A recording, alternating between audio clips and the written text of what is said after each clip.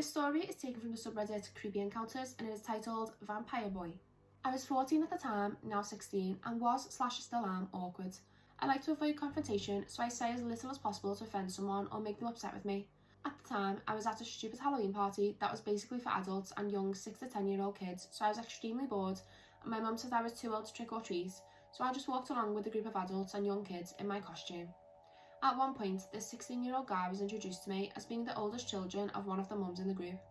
You could tell by the way he talked and acted that there was something off with him, but I thought it was great that there was someone closer to my age, so I ignored it. My mum suggested we split off from the group to hang out. She's a very lenient parent, and I had the phone, so I agreed.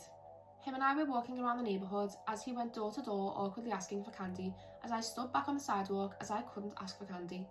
At one point during the night, I noticed something with him was really off. He started asking me if I believed in vampires. I said yes because I was worried what his reaction would be if I said no. His eyes lit up and he started talking about him being a vampire and asking if I wanted to come back to his house so he could bite and suck on my neck. I nervously laughed and said, "Oh no, I'm sorry, I have a boyfriend and he wouldn't be comfortable with that." He replied with, "I have a girlfriend, but she wouldn't mind. It's just sucking your neck because my fangs get sore when I don't. Just come over." I knew he lived in the neighbourhood because everyone in the group did, other than my family, luckily, so I didn't know how to say no. I kept politely declining and the sun was almost completely down, so it was getting dark.